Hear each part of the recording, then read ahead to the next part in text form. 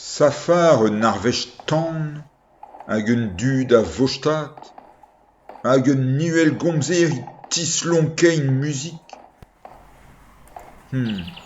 Em gwask ur sonennoù e veu ebet kar klomz. Timeid fuzeenneu hag o zahadennoù. Ha peus soñjer e rat, e veu ebet duel war. Em nitra tchinin web nameid trouz ur rodus.